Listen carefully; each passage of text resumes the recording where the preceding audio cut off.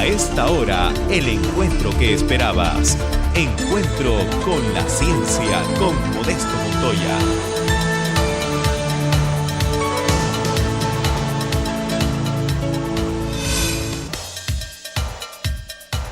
Gracias, amigos, por estar con nosotros en este nuevo encuentro con la ciencia. Hoy día estamos con gran alegría recibiendo a nuestro amigo Pepín. El nombre oficial es José Carlos Pomalaza, ingeniero electrónico con un gran recorrido científico en el extranjero y en el Perú.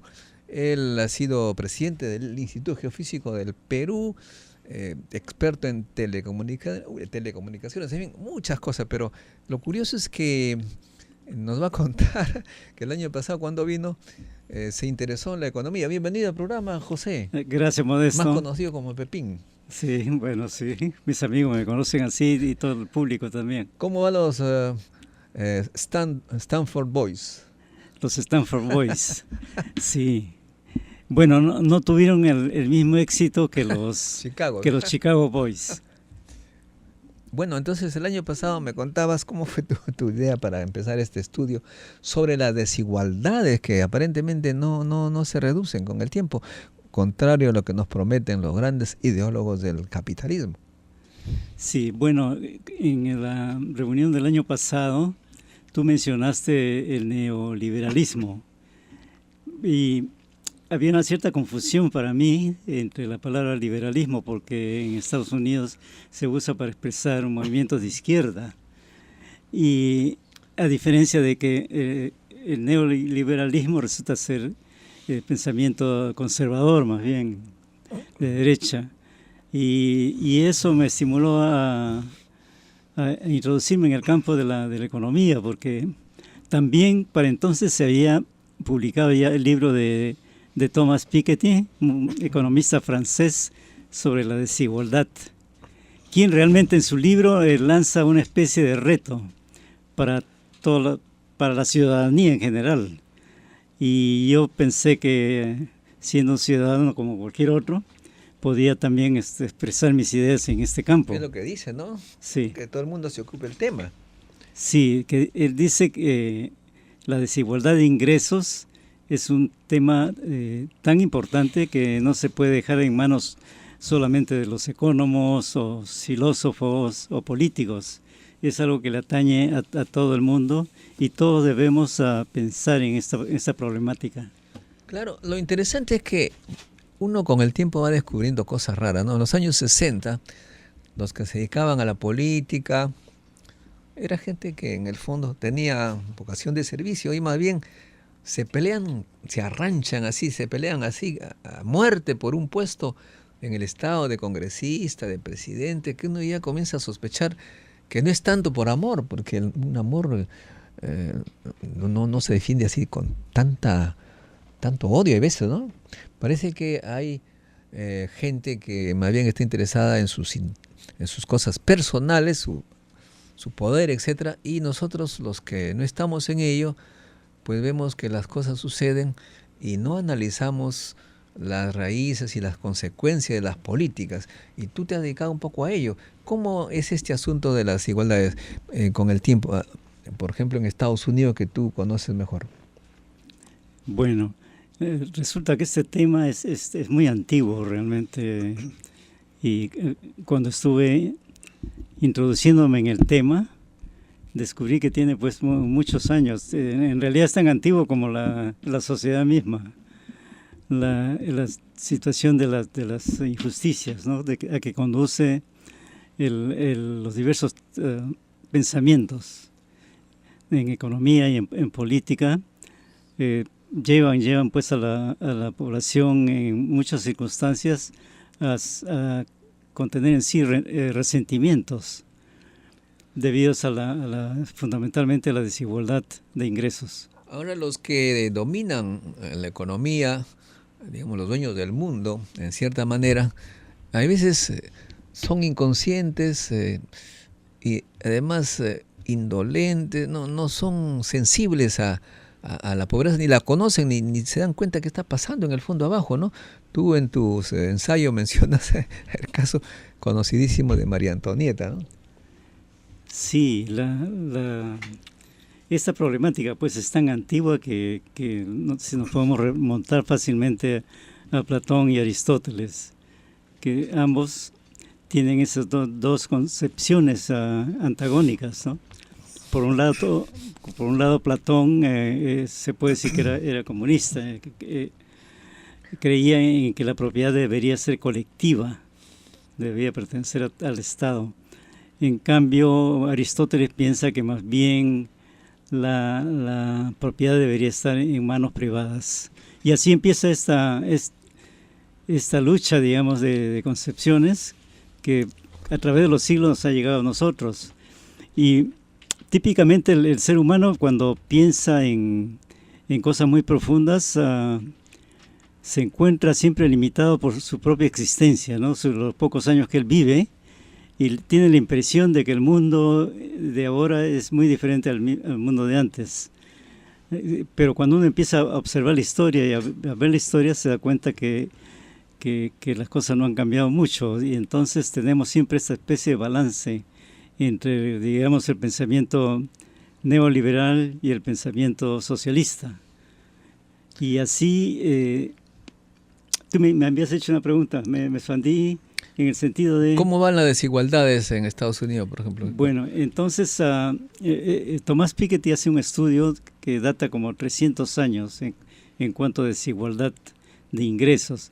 Él se refiere a lo siguiente: la sociedad o un pueblo o una nación o un país trabaja y produce durante un año los insumos y los elementos que sirven para mantener la vida, para mantener la existencia propia de cada uno de ellos.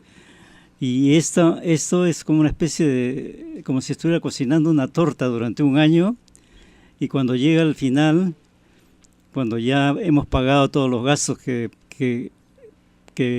existen para producir esta torta, nos encontramos que ahora llega el momento de dividirla, y resulta que un pequeño porcentaje de la población se lleva la mayor parte de la producción.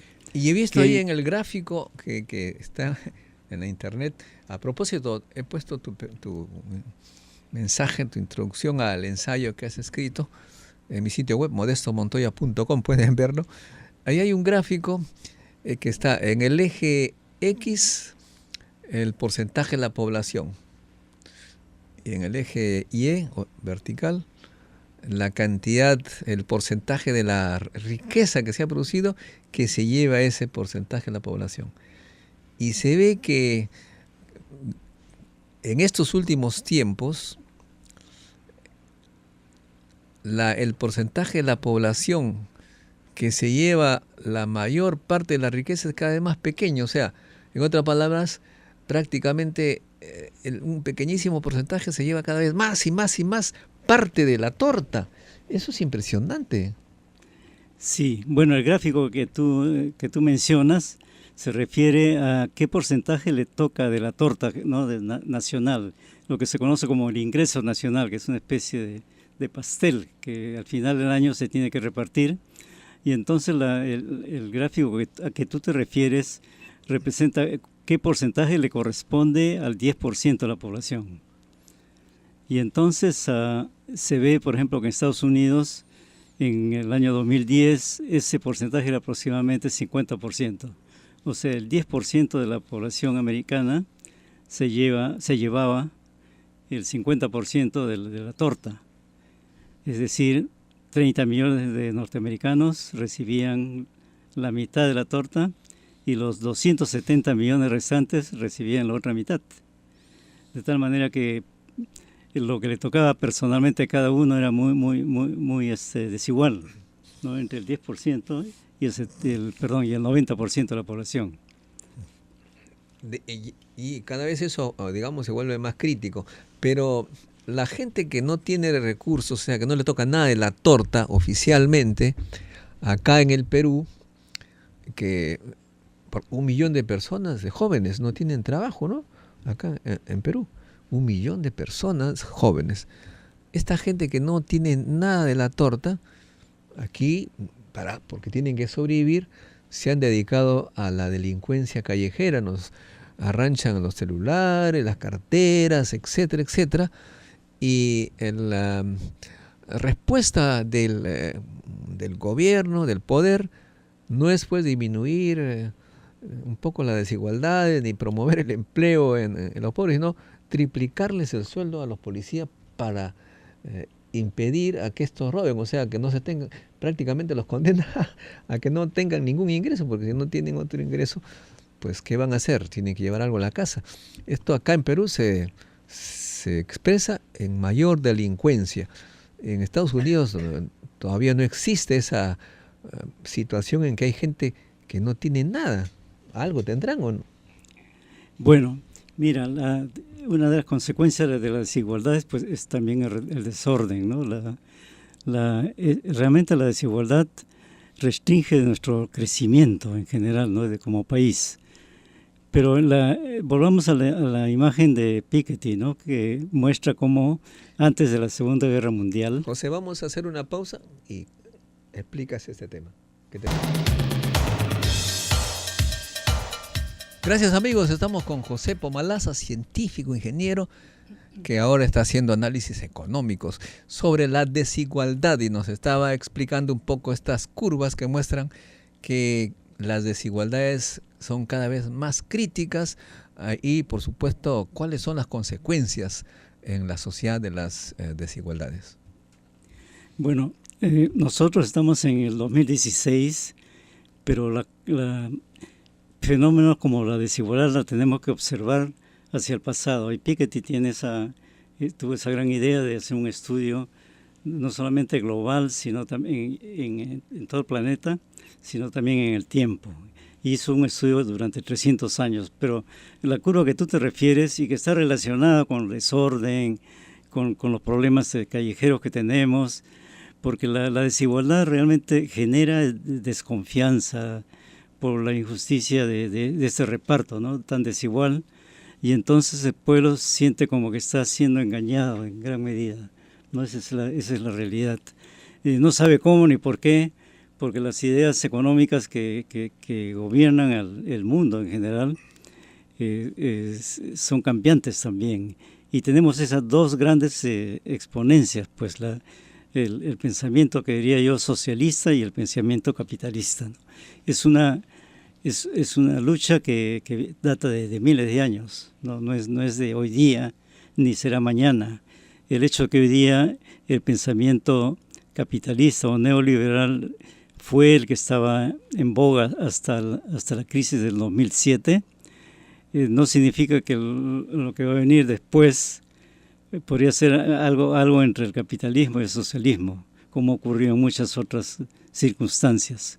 Por ejemplo, en la curva que tú mencionas, antes de la Segunda Guerra Mundial, la desigualdad entre el 10% de la población y el 90% de la población era de 45%.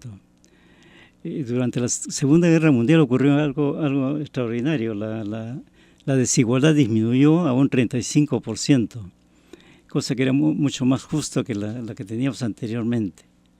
Y esa desigualdad duró más o menos hasta el 1980, en que la desigualdad empezó a subir, a incrementarse, aproximadamente 0.5% al año. Y entonces, si tú te pones a observar esto en función del pensamiento económico, podrás ver que en la época de posguerra está el pensamiento keynesiano. Era el que fue adoptado por todos los países, que resultó bastante más justo que lo que teníamos anteriormente. Pero como nada es estable, digamos, en la economía, porque el mundo es cambiante, siempre cambiante, para 1980 ya este pensamiento no nos permitía, no permitía al mundo copar con las crisis económicas, y en esa época vino la crisis del petróleo. y el mundo empezó a sufrir sus consecuencias y la desigualdad se empezó a subir. Es paradójico, pero en las épocas la desigualdad continuó creciendo desde 1980 hasta nuestros días, independiente de las crisis constantes que tenemos, de las guerras que han ocurrido, de sucesos como la caída del muro de Berlín o la crisis del 2007. Esta desigualdad parece desbocada y continúa creciendo y creciendo. Bueno, la realidad es que si observamos el pensamiento económico en esos tiempos, podríamos decir que durante la época keynesiana teníamos un 35% aproximadamente de desigualdad. Pero al fallar, digamos, con la crisis de 1980, la crisis del petróleo 70 y la salida de Estados Unidos del estándar del oro, las ideas propuestas por Hayek, von Mises y Milton Friedman se impusieron. Estas ideas son la de una economía natural, donde el gobierno o el Estado no interviene o interviene mínimamente. Y más bien dejamos libertad al empresariado en general a hacer lo que tenía que hacer, lo que consideran más importante. En el caso de ellos, obviamente lo más importante es la producción y el ingreso, el aumento del ingreso, el crecimiento de sus empresas. Y que va en realidad en cierta medida en contra de lo que es natural. Porque lo natural es que el ser humano es últimamente el elemento más importante. No podemos decir, por ejemplo, que la población es la verdadera riqueza de la nación. Es en el hombre donde se encuentra la riqueza. Es el hombre el que es el que produce riqueza, y es el hombre debe ser el objetivo fundamental de la sociedad.